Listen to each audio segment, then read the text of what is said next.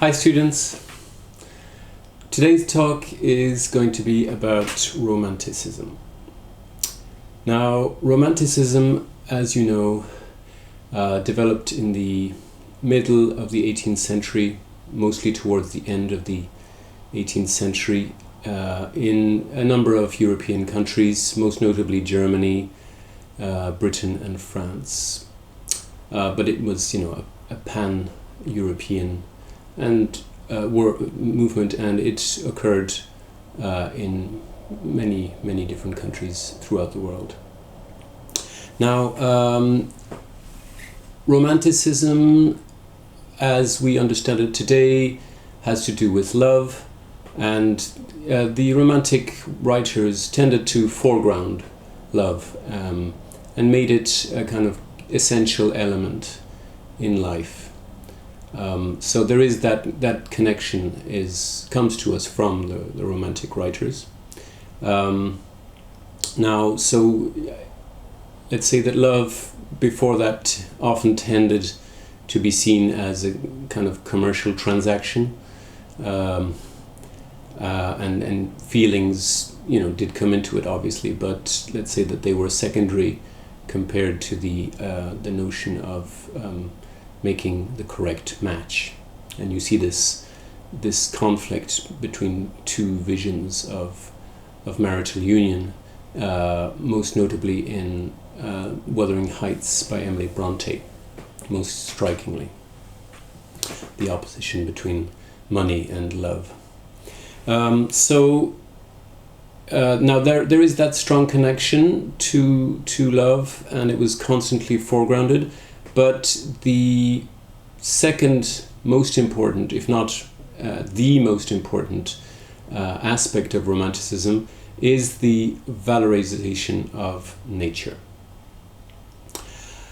So before that, nature, there were lots of nature poems as well, but they were often bent on showing man's domination of nature, like in the country house poems of the 17th century, for example, where nature is subsumed to man. Man is the creator of everything. He is the lord of creation almost, and he tames nature. Now, this profound shift in sensibility that you see in the late 18th century and 19th centuries shifted the focus to nature in its raw state, nature untamed, unharnessed, unleashed. So there was a particular interest in capturing the value of nature for what it naturally is, right, in its primeval state. Now, this was partially a reaction against the Industrial Revolution. It's not by chance that it developed at this period, right? Just at the same time as the Industrial Revolution. The Industrial Revolution started roughly halfway through the 18th century, and so it coincides with the rise of the Romantic movements. Now, the other major reaction was to another historical event, right? The first being the Industrial Revolution, the second being the political revolutions that shook the 18th century. First the American Revolution and then the French Revolution. And so these created a climate of freedom, a desire for liberation from rules and conventions and arbitrary power. So essentially it was a kind of democratic movement, you could say. And it was very interested in the common people, the ordinary man, the laborer, the working class. Many of the first wave romantics were what you would call socialists up to a point. Coleridge, right? Samuel Coleridge and William Wordsworth were both radical in their early politics. They were very much in favor of the American and French revolutions. And it's only later when they saw the terror in Paris, well, throughout France, the reign of terror, that they tended to see their youthful revolutionary impulses as transgressive, and they repudiated that early radicalism, and were very much afraid of a revolution happening in Britain as well. So they weren't by all means unified, politically speaking.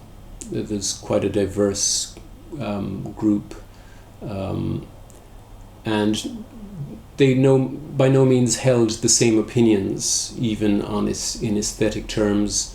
They were, like most movements, a very motley group of writers and artists who didn't always see eye to eye on every issue by any means. Now, you could say that the origins of Romanticism really begin in the 1770s in Germany with the Sturm und Drang movement. That's storm and stress in German. And then it moved on to Britain. Now, another major influence would have been Jean-Jacques Rousseau in France. He had a huge influence on the rise of Romanticism. And later French poets, though, were influenced by British poets, right? So there was quite a lot of interchange, mutual influence from one country to another. So now what Rousseau brought was an interest in the primacy of nature and instinct, right? So those two terms were key concepts, that you should follow your instinct, your feeling, and not just what your reason.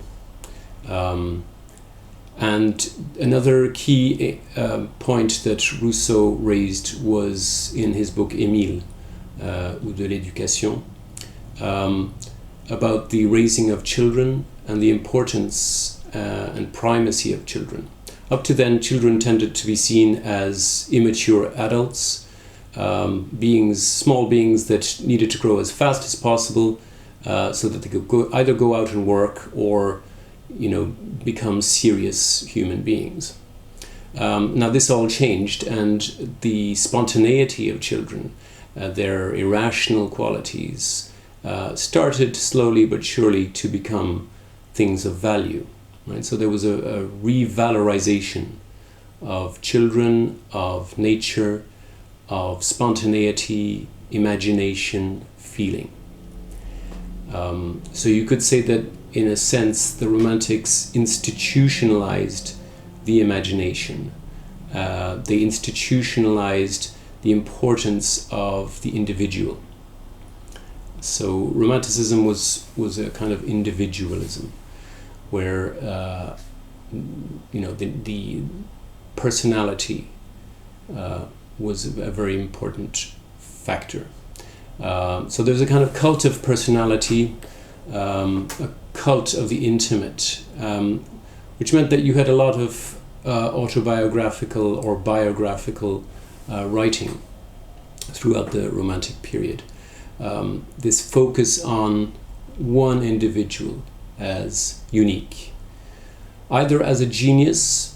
There was a fascination with the notion of the genius, but also of the ordinary man, who is unique also and to be valued. So they're the origins. Now the figures that you find in Romantic writing tend to be the poet as a seer, as a prophet, sometimes as an outcast, but certainly as a kind of legislator, a spiritual legislator, somebody who shows the right path, a kind of leader of men. Percy Bysshe Shelley called poets the unacknowledged legislators of mankind. Now another romantic figure is the figure of the dreamer. You have this later with Baudelaire as well, with his flâneur. But the flâneur was more of a city man who kind of just strolled around town in a very casual way. You could say that the flâneur, Baudelaire's flâneur, was a kind of romantic flâneur in the city, whereas most romantics tended to reject the city as horrifying, as slightly either slightly disgusting and smelly and putrid, or as downright evil. Probably the most striking image that we have of the city is, or of industrialization and urbanization as a whole, is William Blake's poem Jerusalem, where he talks about the dark satanic mills. All right, so industrialization seen as absolute evil. Right? And the Romantics did oppose things like the spreading of the railway. Right? Wordsworth in the Lake District opposed the spreading of the railway line. So they were activists, you could say, ecological activists. Not on maybe the scale that we have ecological activism today, but it's, you could say, the start of the ecological movement. The romantic figure that stands out is the dreamer, the hero of nature, of the natural world, the contemplative spirit, engaged with his own feelings, memories in nature. You see this very much, for example, in Wordsworth's The Prelude, where he explores his childhood memories out in nature, rambling, running through the wild as a kind of wayward child, totally unfettered and free. Now, the other origins of the Romantic movement, you could say, is the Gothic. Now, the Gothic movement is now known also as dark Romanticism. Now, it emerged, well, it started in the middle of the 18th century, but really flourished in the 1880s and 1890s particularly. So it coincides with the rise of Romanticism. Now the major difference is that the Gothic writers tended to emphasize, the dark, terrible instincts, crime, and all kinds of horrific natural and supernatural events, usually in a kind of dramatic setting like the mountains. Later on in the 19th century, Edgar Allan Poe picked up on this dark romantic streak, and even the more, let's say, mainstream romantics like Keats and Wordsworth tended to explore this dark streak in some of their poems. So Romanticism isn't all about exaltation and expanding the spirit. It also explores the terrible, the dark, the frightening. So it is, you could say, split down the middle between, you know, celebrating light and the beauty of creation, and exploring its darker underside as well. Now, this Gothic streak of negativity you could link to the Romantics dabbling in drugs and their interest in the occult as well. So there tended to be you know, an exploration of the dream world. That's something that both the Romantics and the Gothic writers share. Now, if you had to find a definition of Romanticism, you might turn to the Germans, who tended to define it in a more self-conscious way than in other countries. In other countries, there wasn't that same notion of a movement. They didn't see themselves as romantics. That's a label that was applied to them later. But the Germans were very much into theorizing, and so they theorized their own movement too. Now, Goethe said that Romanticism was sickness and classicism was health. Right, so there was that. He set up that opposition, and you see that in his Sorrows of the Young Werther. This kind of view of you know, exploring feeling and how it can lead to terrible things, like at the end of Werther.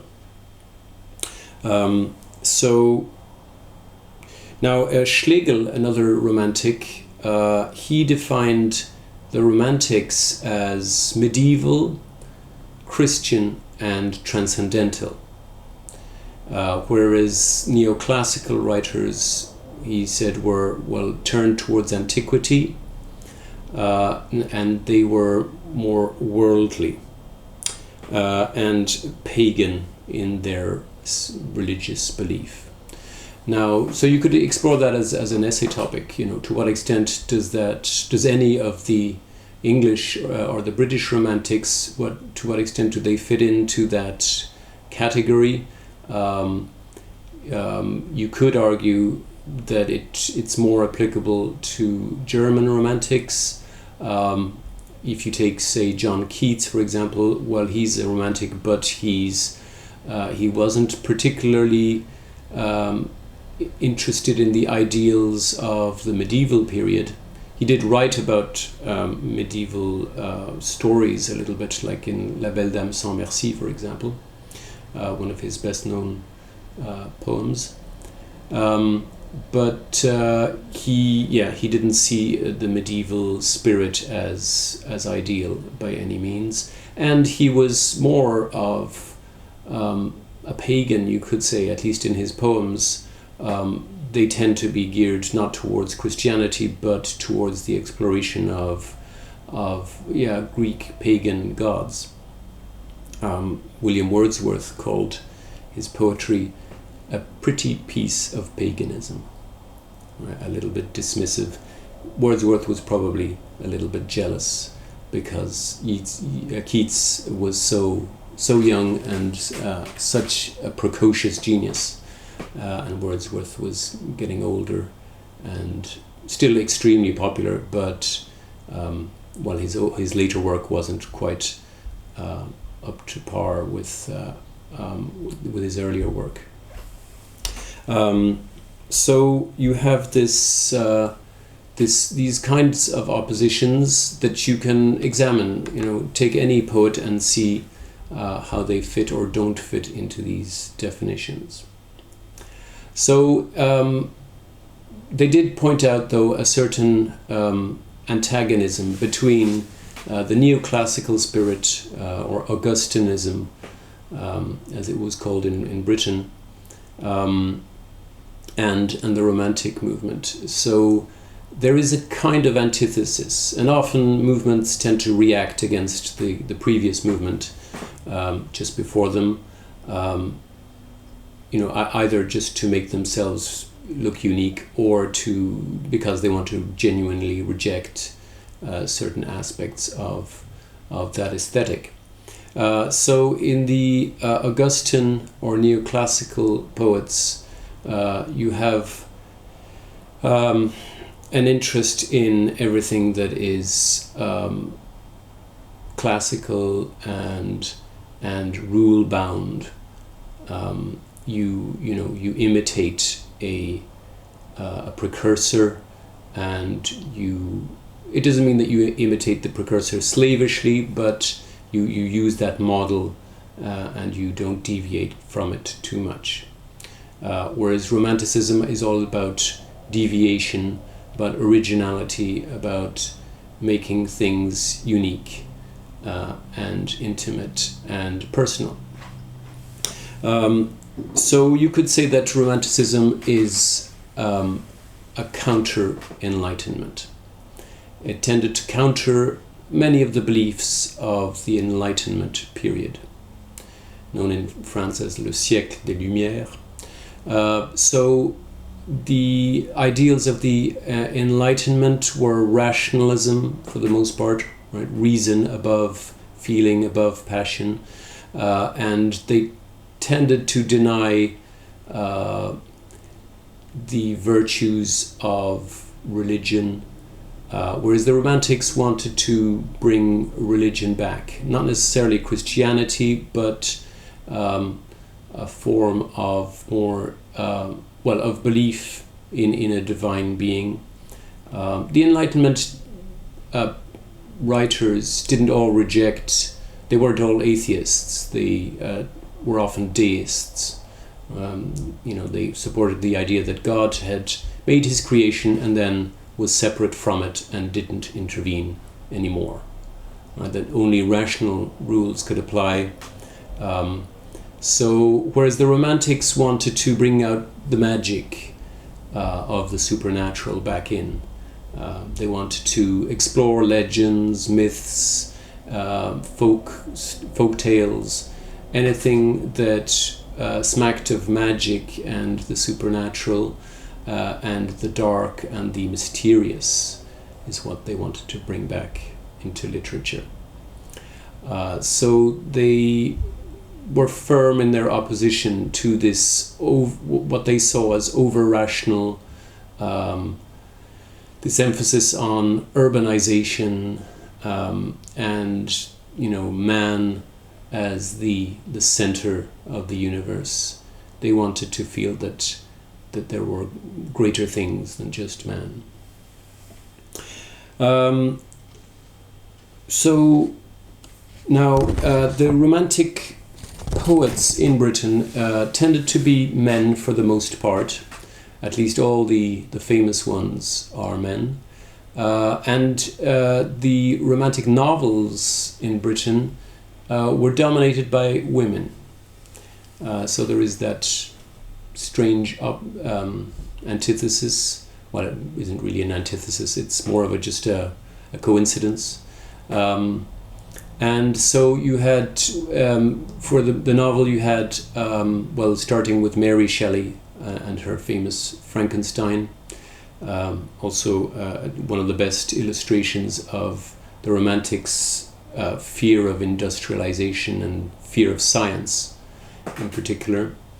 And then moving on to the Bronte sisters, right? The three Bronte sisters, and this ending in around 1850.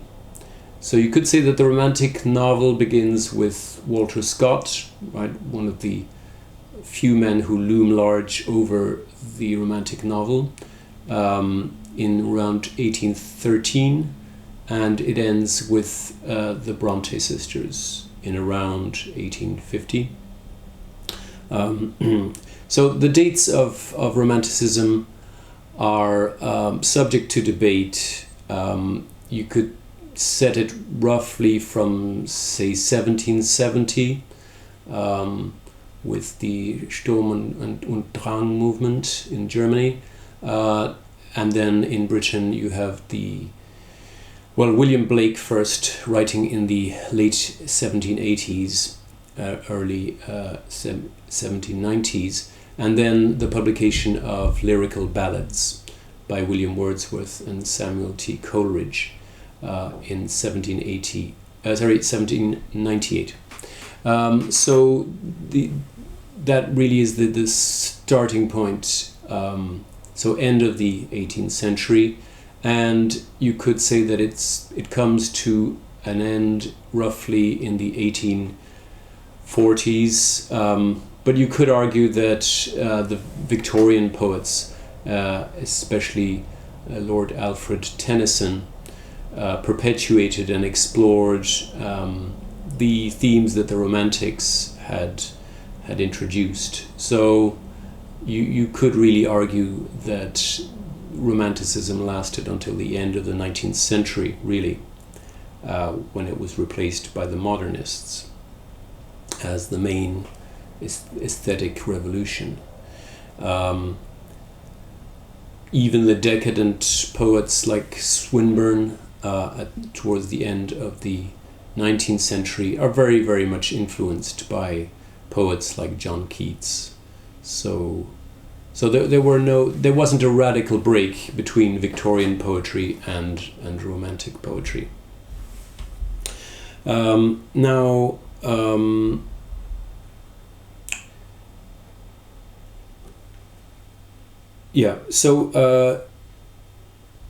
mentioned the origins. Now there are a few writers, a few poets and writers who were considered Romantics, who also undermined the stereotypical image that we have of Romantic writers.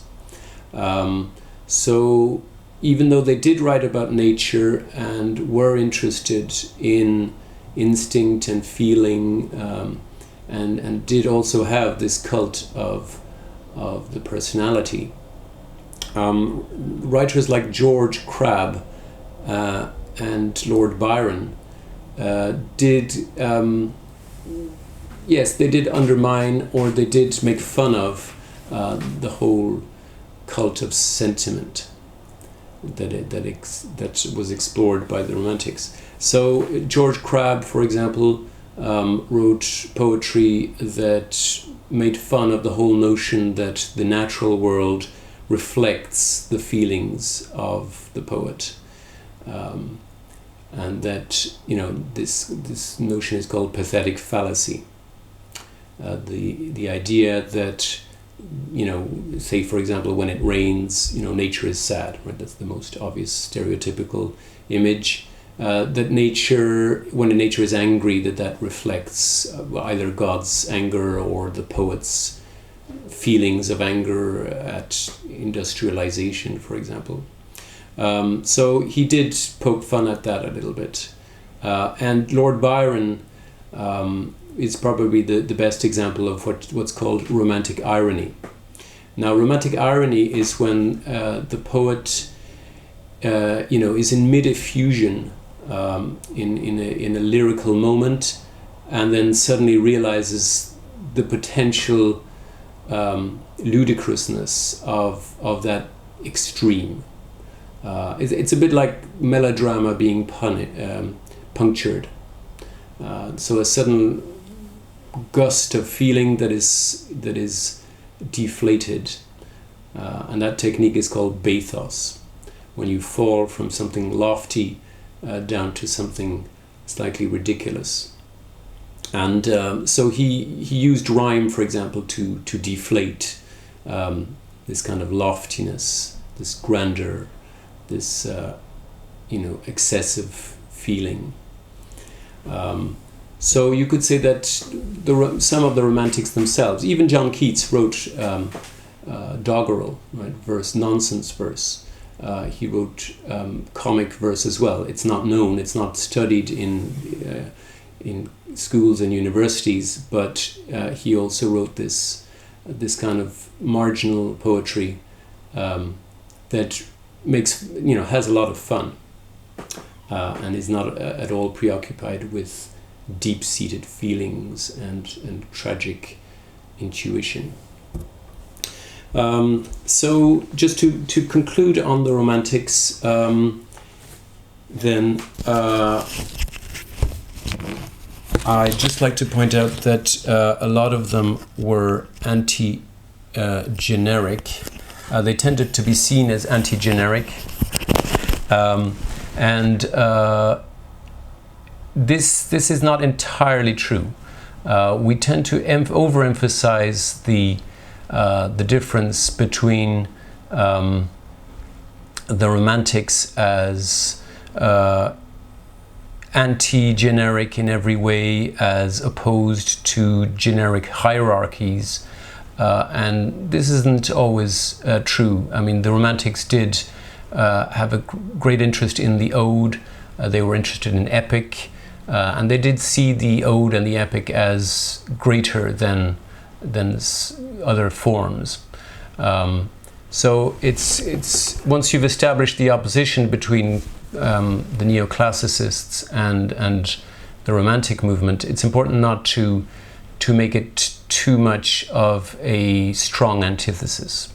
Some of the neoclassical poets and writers did feel that rules existed to be broken up to a certain point. So there are profound continuities that the Romantics themselves tended to obscure because they wanted to project themselves as new and wonderful. So it's the same for the Romantics' anti-didacticism. It's true that John Keats talked about the notion that a poem shouldn't have any palpable design on the reader, shouldn't try to force the reader to react in a certain way, and so he was very much against that. But then you had writers like Novalis in Germany, who was, on the contrary, he tended to see writing as educating the reader, as guiding the reader spiritually and intellectually.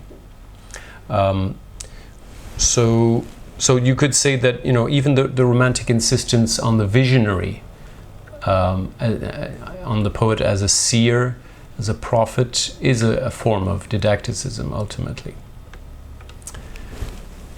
Thanks. Bye.